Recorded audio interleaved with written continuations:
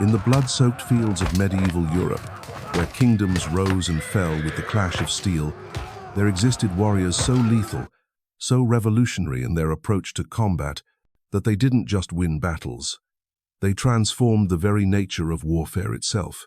These weren't your typical knights in shining armor from fairy tales. These were tactical geniuses, masters of violence, innovators who rewrote the rules of medieval combat with their bare hands and razor-sharp minds. Picture this. You're standing on a battlefield in the 13th century. The morning mist clings to the ground as thousands of armored warriors prepare for what might be their final moments on Earth. But among them stand 7 figures whose names would echo through history not just as knights, but as revolutionaries who changed everything about how wars were fought. Today we're diving deep into the stories of the 7 deadliest European knights who didn't just participate in medieval warfare, they reinvented it. From innovative tactics that caught entire armies off guard, to technological advances that rendered old strategies obsolete, these warriors shaped the battlefield in ways that still influence military thinking today. And here's what makes this even more incredible. Each of these knights faced seemingly impossible odds, yet through sheer brilliance, unmatched skill, and sometimes pure audacity, they turned the tide of history itself. We're talking about warriors who could defeat armies 10 times their size, tacticians who outsmarted the greatest military minds of their era, and innovators whose battlefield discoveries changed the course of European civilization. But before we reveal these legendary figures and their game-changing innovations, let me give you a glimpse of just how revolutionary these knights truly were. One of them single-handedly developed guerrilla warfare tactics that are still studied in military academies today. Another revolutionized the use of the longbow in ways that decimated the traditional cavalry charge, and one knight was so skilled in tournament combat that he defeated over 500 opponents during his career, accumulating wealth and prestige that made him the most powerful man in England. These aren't just stories of individual prowess. These are tales of how 7 exceptional warriors transformed medieval Europe through their tactical innovations, their mastery of new technologies, and their ability to adapt to changing battlefield conditions in ways their contemporaries never imagined. So buckle up, because we're about to journey through some of the most brutal, brilliant, and game-changing moments in medieval military history. The first knight on our list revolutionized tournament combat and political maneuvering in ways that established the template for knightly excellence. William Marshal, known to his contemporaries as the greatest knight who ever lived, didn't just master the art of medieval warfare, he perfected it. Born around 1146 into a minor noble family, Marshal's early life gave no indication of the legend he would become. But what set him apart from every other knight of his era wasn't just his physical prowess, though that was extraordinary. Marshal possessed a combination of raw strength, tactical intelligence, and political cunning that allowed him to serve 5 different English kings while accumulating power and influence that would make him the effective ruler of England. Marshal's tournament career alone was the stuff of legend. In an age where tournaments were essentially legalized warfare with prize money, Marshal developed tactics that were both brilliant and ruthless. Rather than charging headlong into the melee like most knights, Marshal would hold his team back, watching as his opponents exhausted themselves in combat. Then, when everyone else was tired and vulnerable, he would strike with devastating precision. His favorite tactic was deceptively simple yet incredibly effective. Marshal would grab the reins of his opponent's horse and drag them from the tournament field, then demand ransom for their release. This wasn't just about winning individual contests. Marshal was essentially running a medieval protection racket, using his superior horsemanship and tactical thinking to generate massive wealth. But here's where it gets truly impressive. On his deathbed, Marshal recalled defeating over 500 knights during his tournament career. Think about that for a moment. In an era where a single mistake in combat meant death or capture, this man faced down 500 of the best warriors of his generation and emerged victorious every single time. Marshal's innovations extended far beyond tournament tactics. He understood something that most medieval knights missed entirely. Warfare wasn't just about individual courage or martial skill. It was about timing, positioning, and the ability to read the flow of battle in ways that allowed you to exploit your enemy's weaknesses. This tactical brilliance became evident during his military campaigns. Marshal had an uncanny ability to arrive at the crucial moment of a battle, not when the fighting was fiercest, but when his intervention could tip the balance decisively in his favor. He treated real warfare like an extended tournament, always looking for the perfect moment to strike for maximum effect. What made Marshal truly revolutionary was how he transformed the role of a knight from mere warrior to political power broker. By the time he reached old age, Marshal had accumulated so much influence and wealth that he became the regent of England, effectively ruling the kingdom during the minority of King Henry III. And even at 70 years old, when most men would be considering retirement, Marshal was forced back into active combat to defend England against French invasion. The image of this elderly warrior, still fighting in the front lines to save his kingdom, captures everything that made him legendary. He had evolved from a tournament champion into a military strategist, political leader, and ultimately the savior of English independence. Marshal's legacy wasn't just his personal achievements. He established the template for what a truly successful medieval knight could become. Not just a warrior, but a tactical innovator, a political player, and a master of the complex social and military systems that defined medieval Europe. Our second knight took a completely different approach to revolutionizing medieval warfare, and his innovations on the battlefield would influence military tactics for centuries to come. Richard the Lionheart wasn't just a king who happened to fight. He was a warrior king whose tactical innovations during the Crusades established new standards for medieval military leadership. Richard earned his fearsome reputation not through tournament glory, but through his ability to adapt classical military tactics to the unique challenges of crusading warfare. When he arrived in the Holy Land during the Third Crusade, he faced an enemy unlike anything European knights had encountered before. Saladin's forces used mobility, archery, and desert terrain in ways that had consistently defeated previous crusading armies. But Richard didn't just adapt to these challenges. He revolutionized how European heavy cavalry could function in hostile terrain against a highly mobile enemy. His tactical innovations at the Battle of Arsuf in 1191 became a masterclass in military adaptation that military historians still study today. The traditional European approach to warfare relied on the devastating cavalry charge, where heavily armored knights would thunder across the battlefield and smash through enemy lines through sheer force and momentum. But in the desert conditions of the Holy Land, against Saladin's horse archers, this approach had proven disastrous time and time again. Richard developed a revolutionary combined arms approach that integrated heavy cavalry, infantry, and missile troops in ways that maximized their individual strengths while covering their weaknesses. He understood that his knights couldn't simply charge wildly across the battlefield.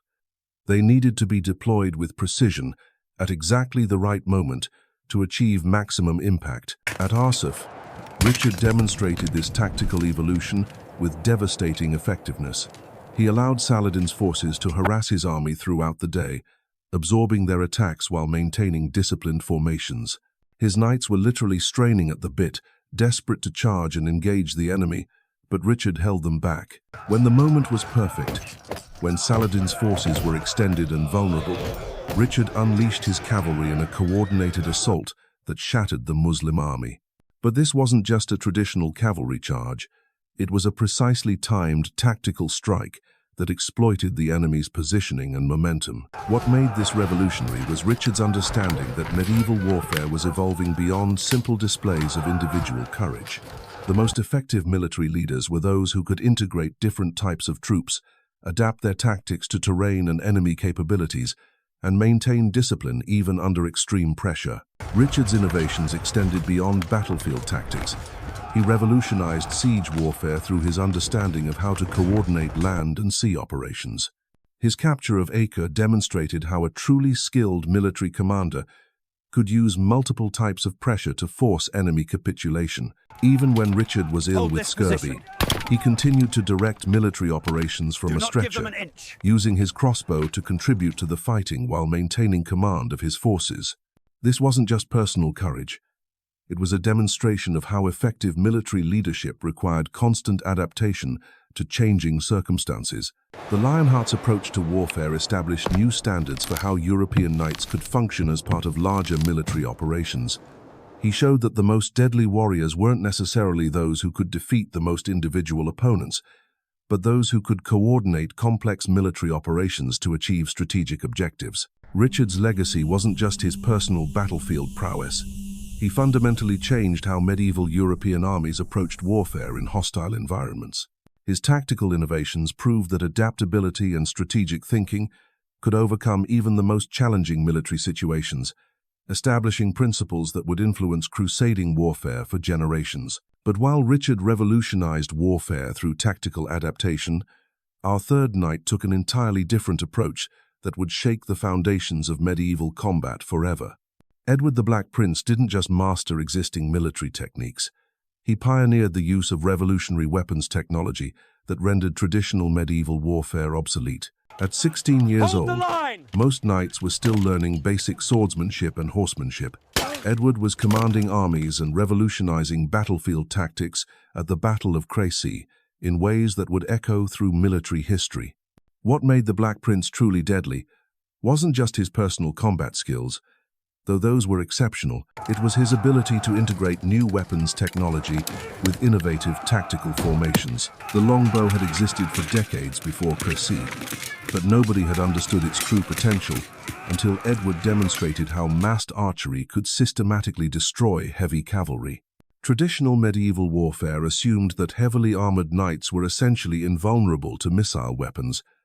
The Black Prince proved this assumption catastrophically wrong. At Crécy, Edward positioned his archers in ways that created overlapping fields of fire, turning the battlefield into a killing zone that French knights couldn't penetrate. But this wasn't just about placing archers on a hill and hoping for the best. Edward understood the mathematics of medieval warfare in ways that his enemies didn't. He calculated the effective range of longbows, the time it took for cavalry to cross open ground, and the psychological impact of sustained archery on both horses and riders. The result was a tactical system that could destroy armies much larger than his own through superior positioning and weapons integration. The Battle of Poitiers 10 years later demonstrated how Edward had refined these innovations into an art form. Facing a French army that outnumbered his forces by more than 3-1, Edward didn't rely on traditional knightly courage or individual prowess. He created a tactical trap that turned French numerical superiority into a decisive disadvantage. Edward positioned his forces behind hedgerows and marshes that channeled the French advance into predetermined killing zones. His archers systematically destroyed the French cavalry before they could engage, while his dismounted men-at-arms finished off anyone who survived the arrow storm. But here's what made Edward truly revolutionary. At the crucial moment of the battle, when the French seemed to be recovering from the initial archery barrage, Edward revealed a hidden reserve of mounted knights positioned behind the hill. This wasn't just tactical surprise. It was battlefield choreography that demonstrated complete mastery of timing, terrain, and troop coordination. The French army collapsed completely. King John II of France was captured on the battlefield, along with thousands of nobles whose ransoms would fund English military operations for decades. Edward had achieved something almost unthinkable in medieval warfare.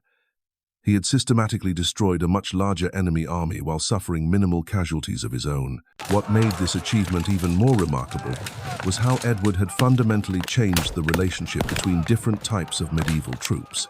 Traditional warfare assumed that heavy cavalry was the dominant force on the battlefield, with infantry and archers serving primarily as support troops. Edward proved that properly coordinated archery and infantry could not only defeat heavy cavalry, but could do so with devastating effectiveness.